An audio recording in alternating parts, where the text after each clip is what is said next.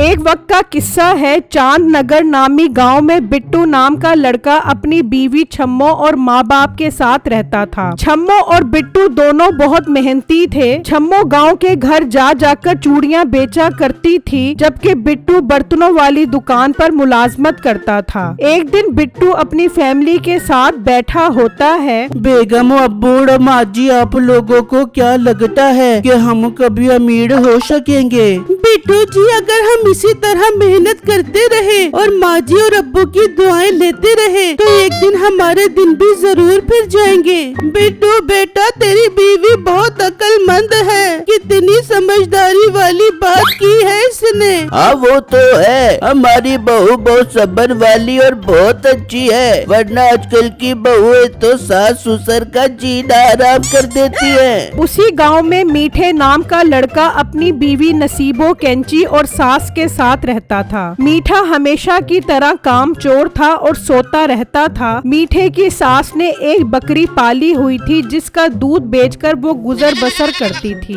नसीबो, जाकर मीठे कामचोर को उठा और बोल, कभी तो काम में मेरी मदद कर दिया कर। अम्मा, वो कामचोर कहीं तेरी मदद कर ही न दे। खैर, मैं जाके उठाती हूँ। फिर नसीबो मीठे के पास आती है। ओ मीठे, उठ, हर वक्त सोता रहता है। मेरी अम्मा बहुत गुस्से में है कि तेरा शोर बहुत है डराम है। और मोटी नाक वाली औरत, तू और तेरी माँ ने मेरी जिंदगी हराम करके रख दी है। सुकून से सोने भी नहीं देते। मीठा गुस्से में घर से निकल जाता है और एक जगह से गुजरता है तो उसकी नजर छम्मो पर पड़ती है। छम्मो एक घर में चूड़ियाँ बेच रही होती है। ये देखकर मीठे के जहन में एक आइडिया आता है। अरे वाह, औरतों की चूड़ियाँ और मेकअप का कारोबार तो बहुत अच्छा होता है। इस कारोबार से तो बंदा रातों रात अमीर बन सकता है। मैं अभी जाता हूँ और अपने दोस्त से इस कारोबार की बात करता हूँ। फिर मीठा वहाँ से चल पड़ता है। बिट्टू जिस दुकान पर मुलाजमत करता है उसका सेठ मीठे का दोस्त होता है। मीठा वहाँ आ जाता है। बेटे, आज तुझे कैसे मेरी याद आ गई? कहाँ गायब है आजकल? और सुना, काम क्या कर रहा है तू? बस यार, नौकरी कब की छोड़ दी मैंने। नौकरी में बहुत मेहनत करनी पड़ती है। मीठे भाई, नौकरी में मेहनत तो करनी पड़ती है, इसी चीज के तो हमें पैसे मिलते हैं। और मोटे पेट वाले गेंडे, अपना मुंह बंद करके काम पर ध्यान दे। बड़ा आया मुझे भाषण देने वाला। मीठे, दफा कर। और बिट्टू, तू जा और साथ वाले होटल से 2 कप दूध पत्ती लेकर आ। आज हम दोनों यार चाय पीते हुए गपशप करेंगे। अच्छा सेठ साहब, अभी लेकर आता हूँ गरम गरम चाय। फिर बिट्टू वहाँ से निकलता है और चाय वाले के पास आ जाता है। भाई, 2 कप दूध पत्ती दे दो, वो भी गजायत से भरपूर। अच्छा भाई, अब देता हो। दूध पत्ते वाली चाय, वो भी गरम गरम डाल कर। फिर दुकानदार चाय देता है और बिट्टू चाय लेकर आ जाता है और मीठे और सेठ को चाय देकर अपनी जगह पर बैठकर ग्राहक संभालने लग जाता है। सुना यार, तेरे बर्तनों वाली दुकान कैसी चल रही है? बस मीठे, क्या बताओ, दुकान भला कैसी चल सकती है? मुश्किल से गुजारा होता है। वैसे तू ये सब क्यों पूछ रहा है? यार, मेरे जहन में कमाल का कारोबार आया है, जिसे शुरू करके हम रातों रात अमीर बन सकते हैं। मीठे, ऐसा कौन सा कारोबार है, मुझे भी बता। दोनों भाई मिलकर शुरू करते हैं। दोस्त, कारोबार ये है कि हम शहर से औरतों के मेकअप और रंग गोरा करने वाली करीमें लेकर आएंगे और दुकान पर रखकर बेचेंगे। देखी कैसे सारे गांव की औरतें हमारे पास मेकअप और करीमें लेने आएंगी और यूं हम खूब पैसा कमाएंगे। वाह मीठे, कमाल का कारोबार बताया है। हम कल ही ये कारोबार शुरू करेंगे। फिर अगला दिन होता है। वो शहर से मेकअप वगैरह लाकर दुकान पर रख देते हैं और एक औरत भी मेकअप खरीद कर ले जाती है और गांव की बाकी औरतों को भी इस बारे में बता देती है। इस तरह उनकी दुकान पर औरतों का रश लग जाता है। फिर शाम होती है और बिट्टू थका हारा घर आता है। बिट्टू बेटा, तूने घर आने में इतनी देर क्यों लगा दी? सब खैर तो थी? माँ जी, सेठ साहब ने नया कारोबार शुरू किया है है, जिसकी वजह से दुकान पर बहुत रश होता है। बेटा ऐसा क्या बेचना शुरू कर दिया है जो रश लगा होता है? दोपहर में जब मैं घर आ रहा था तो वाकई तुम्हारी दुकान पर बहुत औरतें जमा थी। अबू सेठ साहब ने शहर से ऑटो के मेकअप का सामान मंगवाया है, जो ऑटो को काफी पसंद आ रहा है। औरतों के पास इतने पैसे कहाँ से आते हैं? यकीनन ये अपने शोहरों की जेबें खाली करवाती होंगी। छम्मो की इस बात पर सब हंसने लग जाते हैं। फिर अगला दिन होता है, बिट्टू काम पर आता है। मीठा और सेठ पहले से मौजूद होते हैं। ओ मोटे, आज तूने आने में इतनी देर क्यों लगा दी? तुझे तो काम पर मालिक के आने से पहले पहुंचना चाहिए। वो सेठ साहब, आइंदा मैं वक्त की पाबंदी करूँगा और आपको आइंदा शिकायत का मौका नहीं दूंगा।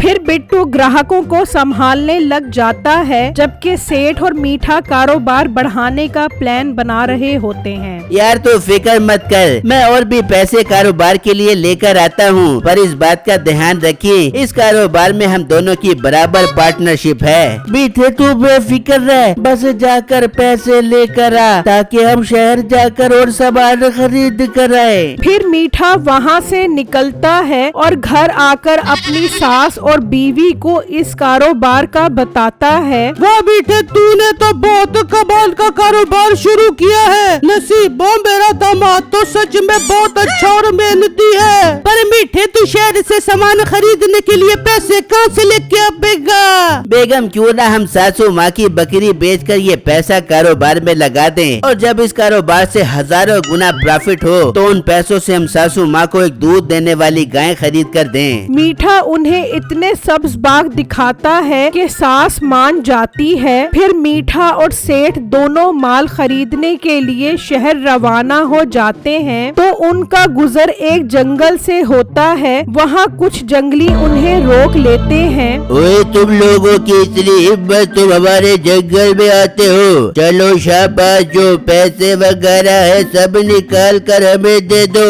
वरना तुम्हें आग में भून कर मजे ले लेकर तुम्हारा गोश्त खाएंगे। ये सुनकर मीठा और सेठ डर जाते हैं और सारे पैसे दे देते हैं। वो शिकारी पैसे लेकर वहाँ से चले जाते हैं, जबकि मीठा और सेठ देखकर बहुत परेशान हो जाते हैं और नाकाम ही वापस गांव की तरफ लौट जाते हैं और दुकान पर आ जाते हैं। मीठे, अब हम क्या करेंगे? जो भी सामान खरीदने के पैसे थे वो तो डाकू हमसे लूट कर ले गए। मैं तो ये सोचकर परेशान हो रहा हूँ, अब मैं अपनी बीवी और सास को क्या जवाब दूंगा? वो तो मुझे मार मार कर बंदर बना देंगी। वो बातें कर रहे होते हैं। बिट्टू वहाँ आता है और सारे दिन की कमाई देता है, जिसे देखकर मीठे को एक आइडिया आता है। दोस्त, मैं क्या सोच रहा था, क्यों ना हम इन पैसों से और माल खरीद कर आएं? मगर मीठे, ये तो बहुत कम है। हम तो सामान भी अच्छे वाला खरीदते हैं, जो इन पैसों में कहाँ से आएगा? यार तू फिक्र मत कर, हम 2 नंबर माल खरीद कर आते हैं, किसी को पता भी नहीं चलेगा कि हम 2 नंबर चीजें बेच रहे हैं। फिर भी मीठे, मेरा दिल नहीं मान रहा, कहीं कोई गड़बड़ ही ना हो जाए। यार तू फिक्र मत कर, अच्छा सोचेगा तो सब अच्छा होगा और हमारे अमीर होने का ख्वाब भी जल्दी पूरा हो जाएगा। वो दोनों बातें कर रहे होते हैं। बिट्टू उनकी सारी बातें सुन रहा होता है और दिल में सोचने लगता है, ये मीठे भाई और सेठ साहब ठीक नहीं कर रहे, पर मैं क्या ही कर सकता हूँ। सेठ को कुछ बोला तो वो मुझे काम से निकाल देगा। फिर अगला दिन होता है। सेठ और मीठा शहर से सस्ता और गैर म्यारी सामान ले आते हैं, जबकि उसी गांव में चौधरी अपनी बीवी और बेटी के साथ रहता था। एक दिन चौधरी की बीवी और बेटी बाजार आते हैं तो उनकी नजर मेकअप की दुकान पर पड़ती है। मामा जी, क्यों ना हम इस मेकअप वाली दुकान से रंग गोरा करने वाली क्रीम लें? हाँ बेटा, लेते हैं, वैसे भी मेरा रंग काला हो रहा है। फिर वो दुकान पर आती हैं। लड़के, ये बताओ तुम्हारे पास रंग गोरा करने वाली क्रीम कितने की है? मैडम, एक क्रीम की कीमत 500 रुपए है। मैंने सुना है गांव की सारी औरतें ये क्रीम लेकर जाती हैं। क्या वाकई ये कमाल की क्रीम है? मैडम, मुझे क्रीम के बारे में इतना खास तो नहीं पता। मेरा सेठ शहर से लेकर आता है, मैं तो बस एक मुलाजिम हूँ दुकान पर। अच्छा चलो 2 डब्बियाँ दे दो, एक मेरे लिए और एक मेरी बेटी के लिए। सामान अच्छा हुआ तो हम दोबारा खरीदने आएंगे। फिर वो करीम लेकर वहाँ से चली जाती हैं और घर आ जाती हैं। फिर रात होती है और चौधराइन चेहरे पर करीम लगाती है और खुशी खुशी सो जाती है कि सुबह उसका रंग गोरा हो जाएगा। फिर सुबह होती है और वो देखती है तो उसके होश उड़ जाते हैं। उसका चेहरा जला हुआ होता है। वो भागी भागी ठाकुर साहब के पास आती है। ठाकुर भी ये देखकर हैरान परेशान हो जाता है। बेगम ये क्या हो गया, चेहरे को रात तक तो तू बिल्कुल ठीक थी, अब ये कैसे जल गया। फिर चौधराइन चौधरी को सारी बात बताती है, जिसे सुनकर चौधरी को बहुत गुस्सा आता है। मियाँ जी आप कुछ करें, जाकर उस दुकान वाले की खबर लेके वो कैसी 2 नंबर चीजें दुकान पर बेच रहा है। ठीक है बेगम, तुम डॉक्टर के पास जाओ, मैं जाकर अभी उन दुकान वाले की खबर लेता हूँ। फिर चौधरी गुस्से में मुलाजिम के साथ घर से निकलता है और दुकान पर आ जाता है। अरे चौधरी साहब कैसे आना हुआ, मुझे बुला लिया होता। ये सब छोड़ो, ये बताओ दुकान का माल कहाँ से लाए हो। कल मेरी बीवी तुम्हारी दुकान से रंगोरा करने वाली करीम खरीद कर गई थी, जैसे ही लगाई सुबह उसका सारा चेहरा जल गया। पर चौधरी साहब मैं तो 1 नंबर माल शहर से लाया था, जरूर किसी और वजह से चौधरानी साहबा के साथ ऐसा हुआ होगा। बिट्टू आखिर बोल पड़ता है, चौधरी साहब मेरा सेठ झूठ बोल रहा है, इसने कम पैसों में ज्यादा माल खरीदा है जो 2 नंबर है। ओ मनहूस लोगों, तुम्हें 2 नंबर चीज बेचते हुए शर्म नहीं आती। हराम खाते हो और हराम अपने घर वालों को भी खिलाते हो। चौधरी साहब इन्हें तो अब आप सजा दे, इनके मुंह पर यही करीम लगाकर पुलिस के हवाले कर दे। फिर वो मीठे और सेठ दोनों के मुंह पर करीम लगाते हैं और पुलिस के हवाले कर देते हैं। इस करीम की वजह से उन दोनों का चेहरा जल जाता है। ये उनके लिए सबसे अच्छी सजा थी। चौधरी बिट्टू के सच बताने पर बहुत खुश होता है और वो उसे इनाम में पैसे देता है और बिट्टू उन पैसों से 1 नंबर मेकअप बेचता है और उसके पास रश लगना शुरू हो जाता है।